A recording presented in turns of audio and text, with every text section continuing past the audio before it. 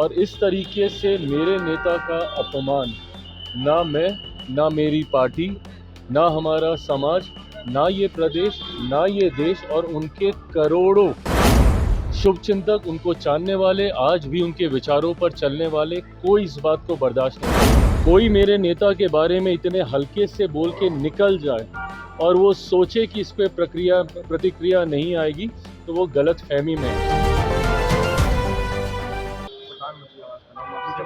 सेवा तीर्थ, ये वो सोच है जिसके साथ मेरे प्रधानमंत्री ने पिछले 11 साल देश का प्रधान सेवक बनकर देश और देशवासियों की सेवा करने का कार्य किया।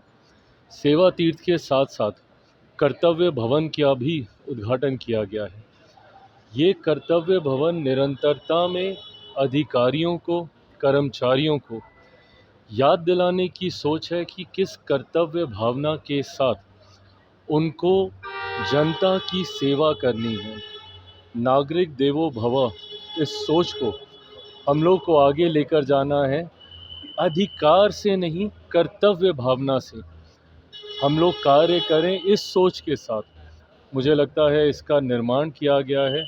एक खूबसूरत परिसर, एक ऐसा परिसर जो स्वतंत्रता के बाद पहली बार देश के अपने बने हुए कार्यालय में, इससे पहले साउथ ब्लॉक में जब ये सारी व्यवस्था थी, ये उस समय की याद दिलाता है जब आज़ादी से पहले देश गुलामी से जूझ रहा था।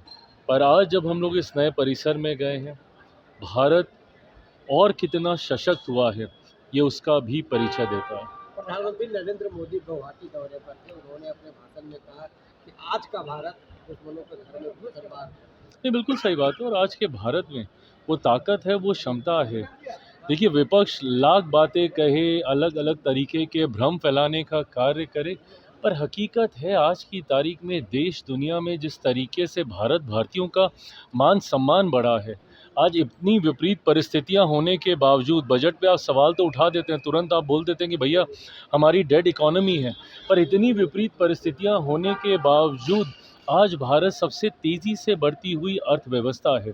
इसका मतलब कहीं ना कहीं सही फैसले सरकार के द्वारा लिए गए हैं, जिसने ना सिर्फ भारत को आज की तारीख में सशक्त किया है आर्थिक तौर पर, सामाजिक तौर पर, बल्कि आज जिस तरीके से ट्रेड एग्रीमेंट्स हो रहे हैं अलग अलग देशों के साथ, एफटीएज हों या यूएस के साथ जो ट्रेड एग्रीमेंट हुआ है, ईयू के साथ जिसको मदर ऑफ ऑल डील्स कहा जाता है, ईयू के साथ ट्रेड एग्रीमेंट होना, एफटीए होना, सिर्फ ट्रेड एग्रीमेंट ही नहीं, फ्री ट्रेड एग्रीमेंट होना, एक साथ 27 देशों के साथ आपने एग्रीमेंट किया है। तो आज विश्व अपने बाज़ारों को खोल रहा है भारतीय पदार्थों के लिए, और ये अपने में किसी भी देश के लिए उसकी अर्थव्यवस्था को मजबूती देने के लिए उस देश का एक्सपोर्ट का मजबूत होना ज़रूरी है, उसमें इजाफा होना ज़रूरी है। और आज जब वैश्विक इतने बाज़ार भारत के लिए खोल दिए गए हैं, तो मैं मानता हूं कि ये सरकार की काबिलियत है। विपक्ष भले लाख भ्रम फैलाने का प्रयास करे, पर आज भारत में इतनी ताकत है कि वो दुनिया के सामने आंख से आंख मिलाकर अपने आप को मजबूत स्थिति में स्थापित करने का कार्य कर सकते हैं। वंदे मातरम को लेकर के कई मुस्लिम संगठन ने आपत्ति जाहिर की है, कहा है कि हम पर ये थोपा जा रहा है, हम लोग सुप्रीम कोर्ट जाएंगे। थोपने की बात नहीं है। देश से प्रेम करने को आप थोपना कैसे कह सकते हैं? भारत का जय जय करना, भारत का जयगान करना, राष्ट्रीय गीत का सम्मान करना, ये किसी के ऊपर थोपने की बात नहीं है। ये एक नैतिक जिम्मेदारी है, ये कर्तव्य है आपका, आपके देश के प्रति। जिस देश ने आपको सब कुछ दिया, रहना खाना, जिसकी वजह से आज आपकी पहचान है, आज दुनिया में लोग आपको भारतीय मानते हैं पहले, उसके बाद आपका धर्म है। मैं नहीं मानता कि इसमें किसी भी तरीके के विवाद की कोई गुंजाइश है, बल्कि गृह मंत्रालय के द्वारा लिया गया ये एक ऐसा खूबसूरत फैसला है जिसने सही मायनों में एक लंबे समय के बाद राष्ट्रगीत को जो सम्मान मिलना चाहिए था वो देने का काम किया। बिहार में लॉ एंड ऑर्डर एक बार फिर से सवालों के घेरे में है। दरभंगा में 6 वर्ष की बच्ची के साथ रेप, कोचिंग की छत से एक बच्ची को फेंक दिया नहीं, गया। ये चिंता की बात है। इस तरीके से कुछ घटनाएं हाल फिलहाल के दिनों में पुनः सामने आई हैं।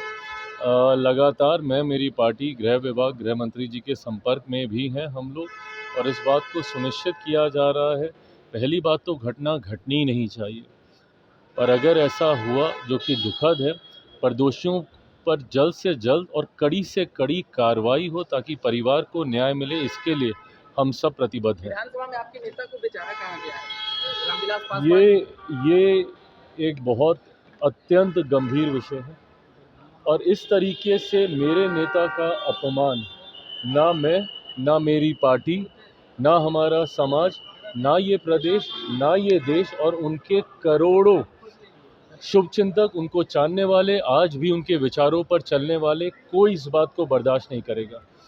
जिस व्यक्ति ने ये कहा, वो भूल गए कि उनको वहाँ तक पहुँचाने वाले वही थे।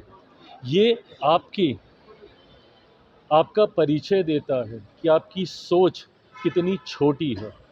ऐसे में इस बात को और इस बात की गंभीरता को पार्टी और हमारी राज्य इकाई ने बहुत गंभीरता से लेने का कार्य किया है। राज्य इकाई के द्वारा आने वाले दिनों में इसके विरोध को लेकर भी रणनीति तय की गई है। कोई मेरे नेता के बारे में इतने हल्के से बोल के निकल जाए और वो सोचे कि इस पे प्रतिक्रिया नहीं आएगी, तो वो गलत फहमी में है।